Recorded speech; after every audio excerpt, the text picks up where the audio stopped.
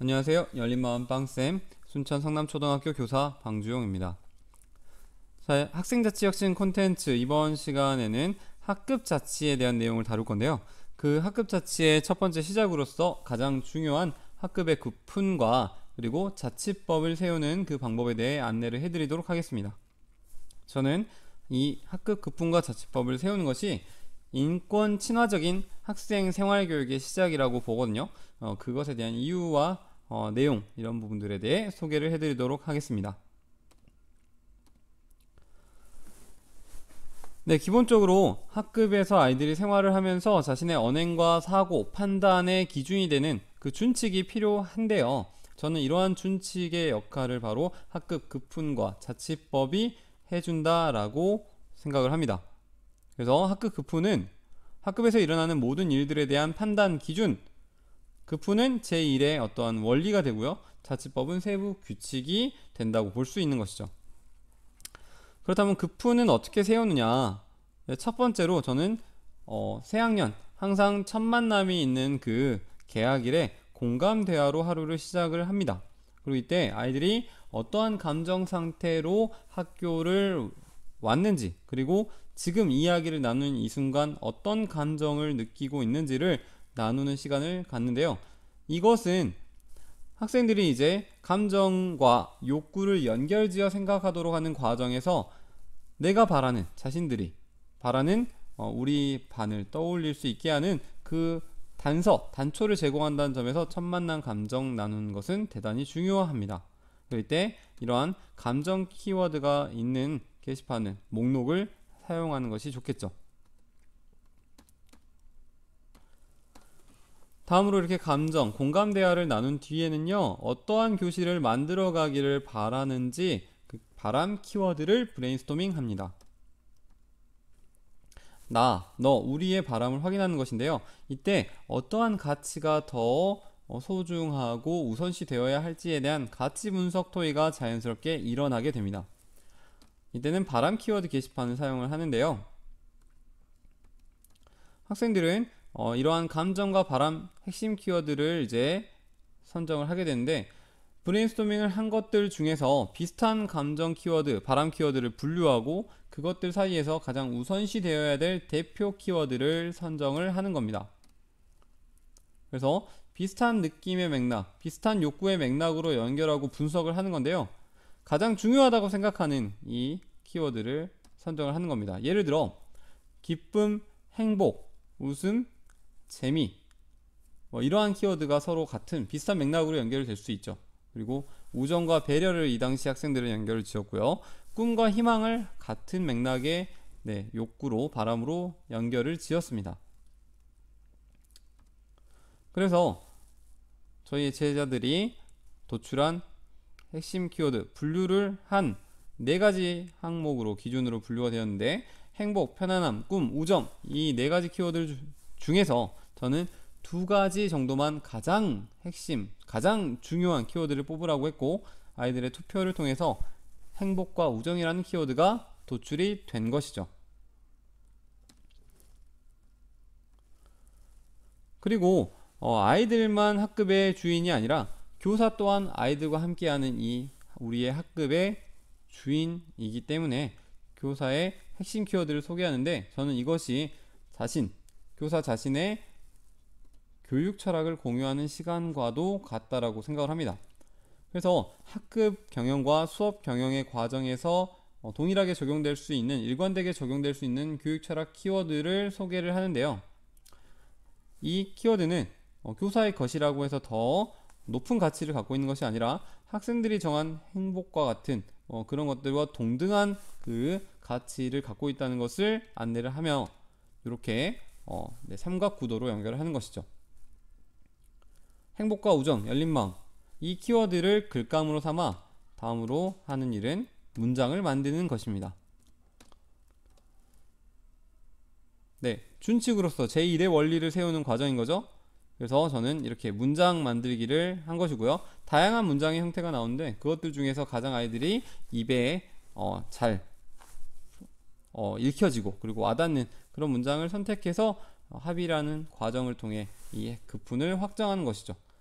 그리고 이렇게 급훈을 확정한 뒤에는 이 급훈을 만들어갔던 공감대화에서부터 지금까지의 과정을 떠올려 보며 이것이 앞으로 자신들의 어떤 학급사리를 만들어가는 데 있어서 어떠한 영향을 미칠 것 같은지, 그리고 이것이 우리의 행동의 기준 제1원리로서 삼는다고 했을 때 앞으로 어떠한 삶을 살 수 있을 것 같은지, 그러한 것들에 대해 소감을 나누면서 급훈 세우기를 마무리하는 것이죠. 네, 이렇게 제1원리를 세웠다면 그것을 바탕으로 한 세부 규칙, 학급 자치법을 세우는데요. 저는 규칙이라고 부르지 않고 아이들이 그것을 스스로 지켜나가는, 학급의 일을 다스리는 데 사용한다는 측면에서 자치법이라고 부릅니다. 그렇다면 학생들과 함께 자치법을 어떻게 만드는지 소개를 해드릴게요. 네, 행복. 저는 행복이라는 그 주제 키워드로 브레인스토밍을 합니다. 그리고 아이들에게 기본적으로 우리가 어떤 다양한 욕구를 만족해가는 과정으로 삶을 살아간다는 걸 안내를 하고요. 행복이라는 키워드를 바탕으로 다양한 사건, 학급사리를 통해 만들어갈 수 있는 많은 사건들을 브레인스토밍 하게 하는데요. 이때 자신들이 만들어가고자 하는 그러한 욕구, 그 사건들과 그것이 만족되었을 때, 그리고 그것이 만족되지 못했을 때 느낄 긍정과 부정의 감정을 이해하도록 함으로써 욕구와 감정 사이의 관계를 어렴풋이라도 알도록 합니다. 다양하게 써보는 것이죠. 어떠한 행위들, 어떠한 사건들을 만들어 가고 싶은지. 그리고 아이들에게 과제를 줍니다. 우리 반의 행복을 결정할 수 있는 말과 행동, 구체적으로 행복하게 만들 수 있는 말 또는 행동 3가지, 불행하게 만들 수 있는 말 또는 행동 3가지를 생각을 해오도록 과제를 주는 거죠. 이때 자신의 과거 학급 사례 경험을 되돌아보면 아이들이 쉽게 과제를 수행할 수 있습니다. 그럼 이 과제를 해온 아이들에게 다음으로 하는 일은 이 학급 자치법의 영역을 소개하고 분류하는 것인데요. 저는 영역을 공통, 안전, 생활, 학습, 사이버 이렇게 나누고 있습니다. 네, 공통은 무엇이냐면요, 학급 급훈을 만들고 나서 남은 키워드들, 그 욕구나 감정 키워드들, 그것 또한 대단히 중요한 거잖아요. 그래서 그 키워드들을 아껴 놓았다가 이걸 자치법 세부 규칙으로 집어넣는 것이 공통 영역입니다. 그리고 그 이외에는 포스트잇 하나당 아이디어 하나씩 적은 뒤에 칠판에다가 영역을 구분하고 이걸 정리하게 하는 거죠. 뭐 생활, 학습, 안전, 사이버 이런 식으로 나누어주고 정리를 하도록 하는 것입니다. 만약에 온라인 학습을 하신다면 쌍방향 시스템을 사용을 하시고 엑스마인드와 같은 그런 프로그램을 이용하시면 훨씬 쉽게 정리를 하실 수 있는 거죠. 그리고 이러한 자치법은 이제 키워드나 아이들의 아이디어를 받아서 구체적인 문장으로 만들어 주어야 하는데요. 저는 이것을 목표와 책임의 자치법이 될 수 있도록 최대한 긍정의 말과 행동으로 기술을 하도록 안내를 합니다. 같이 조정하는 작업이 있는 건데요. 자치법은 자신의 말과 사고 판단의 어떠한 제1원리로서의 준칙, 자신을 성장시켜야 되는 목표가 되어야 합니다. 따라서 부정적인 것들보다는 긍정의 목표가 되는 것이 성장지향의 목표로서 가치를 갖도록 자치법을 세우는 것이 중요하겠죠. 이렇게 만들어진 저희 학급의 2020학년도의 자치법 사례는 다음과 같습니다. 공통 영역 있고요. 급훈을 만들고 남은 키워드들, 그리고 안전, 이번에 코로나 상황 때문에 가장 중요한 것으로 안전의 첫 번째, 또 첫 번째, 또 첫 번째 이렇게 111 순위로 생활수칙을 적어 두었습니다. 나머지 영역도 보여드리면 이러한 형태로 각각의 항목에 따라서 책임 행동은 긍정의 언어로 기술을 하였고요. 이렇게 자치법들이 만들어졌는데 중요한 것은 여기 보시면 2020년 11월 24일까지도 개정을 했습니다. 자치법은 학년 초에 만들어진 뒤에 그대로 유지되는 것이 아니라 지속적으로 한 달에 한 번씩 재개정의 작업이 필요한데요. 저는 학급 공동체를 계속해서 성장해가는 생명체로서 바라봐야 한다고 생각을 합니다. 학년 초에 제정한 자치법은 그 당시의 상황과 그 당시의 사고 판단으로 만들 수 있는 최선의 대안이었죠. 하지만 학급 공동체는 3월 이후로 계속해서 성장을 해 나가고요. 따라서 성장 과정에 따라서 바라보는 어떤 시각이나 역량이 달라집니다. 그래서 사라질 자치법이 보일 수도 있고 수정하거나 새롭게 추가해야 될 자치법이 생겨나기도 하는 것이죠. 네, 자치법이 이렇게 만들어진 뒤에는요, 아이들이 그 지킴이로서 공원, 낭도 가는 시간을 갖고 있는데요.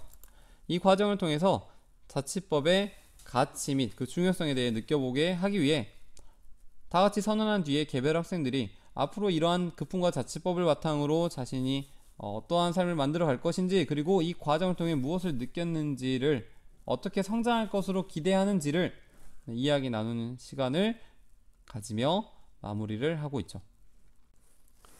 네, 지금까지 말씀드렸던 학급 급품과 자치법, 그것이 필요한 이유는요, 처음 주제에서 말씀드렸다시피 인권 친화적 학생 생활 교육의 시작이 되기 때문입니다. 학급 자치는 학생들에게 자발적인 문제 해결의 경험을 주는 것이 되어야 합니다. 그런데 이 과정에서 그 문제 해결에 사용될 어떤 준칙이자 세부 규칙으로서 급품과 자치법이 애초에 만들어질 때 그 구성원들을 참여시켰으며, 그리고 자신들이 누려야 할 권리나 지켜야 될 의무, 이런 부분들을 고려해서 만들었기 때문에 인권과 연관이 있다는 것이고요. 그리고 그 과정, 그것을 적용하는 과정 속에서 아이들이 실제적인 문제 해결 역량을 키울 수 있기 때문이죠.